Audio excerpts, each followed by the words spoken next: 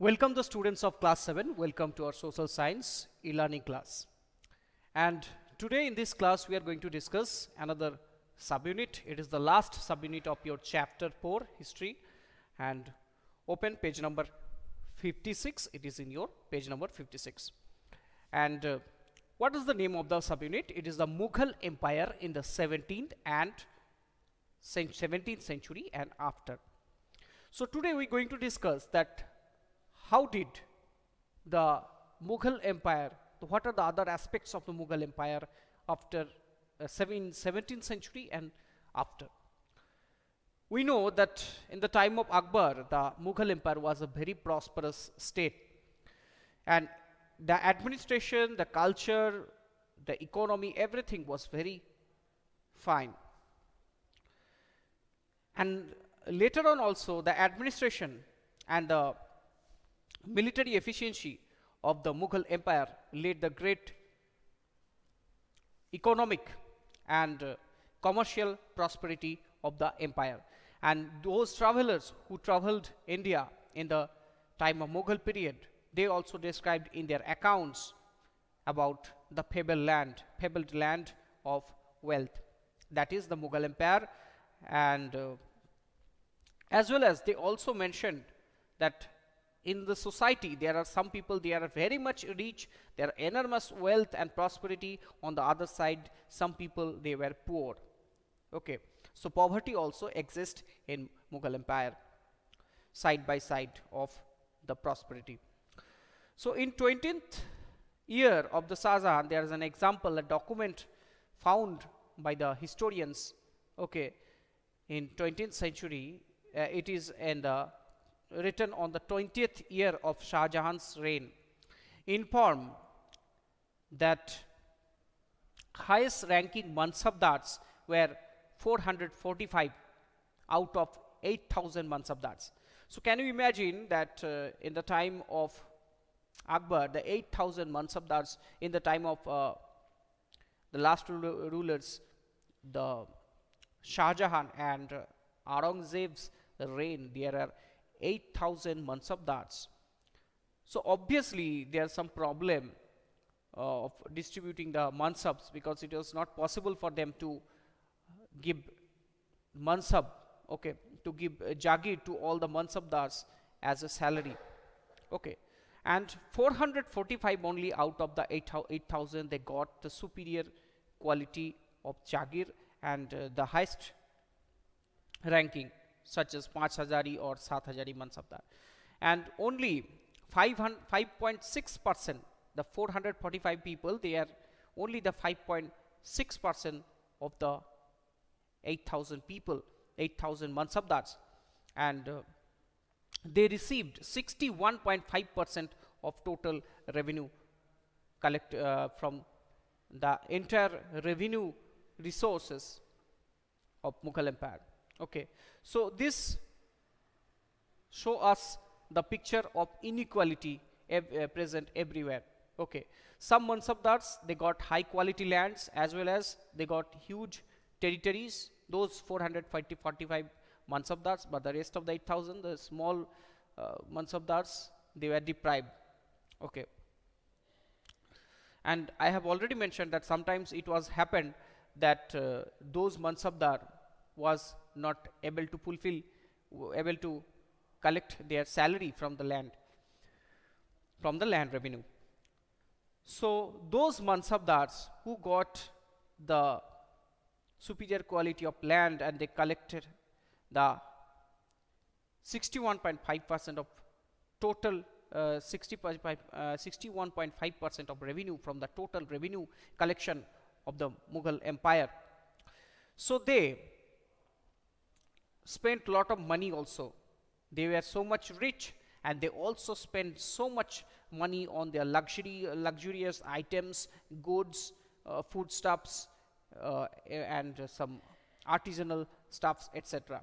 And they spent most of their salaries on for the salary of the artisans as well as the cost of the products purchased from the peasants.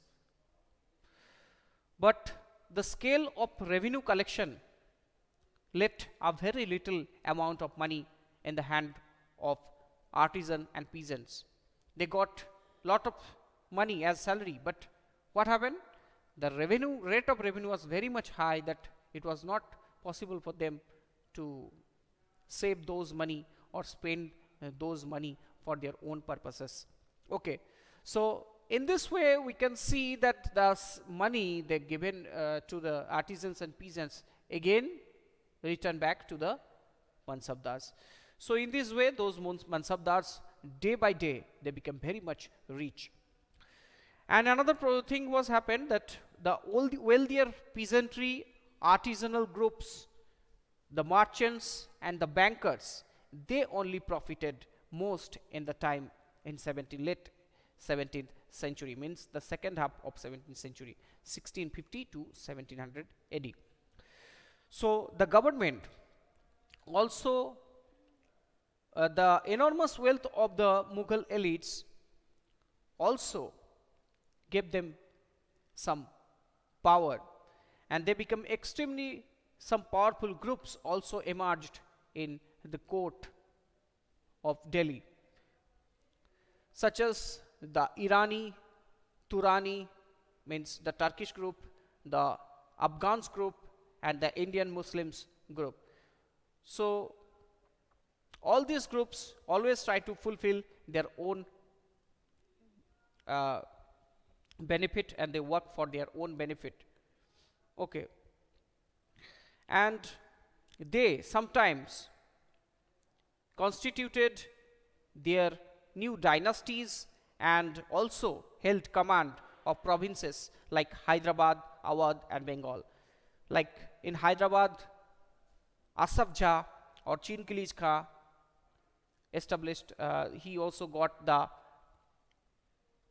Subadari of Hyderabad, as well as he received a huge amount of the huge area as his Jagir.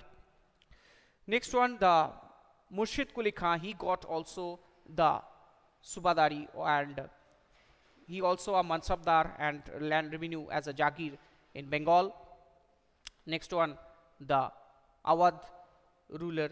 Okay, the ruler of Awadh, he also got a huge area as Jagir and the Subadari of Awadh. So these powerful nobles, these powerful elites or Mansabdars later created their own empire, okay, their own independent political identities or states. At first, in the 17th century, last few decades of the 17th century, they accept or they acknowledge the Mughal Empire of Delhi as their master, but on latter phases, they consolidate their independent political identities, and you will read about those different states in chapter number 10. So when we'll read chapter number 10 in detail, we'll discuss about the small political identities such as the Awadh, Murshid, the Bengal under the rule of Murshid Quli Khan, Hyderabad, and also Hyderabad, okay, and other states also. So students, that's all from this subunit and this today's class. I hope you have understood about the condition of Mughal Empire in the 17th century and after.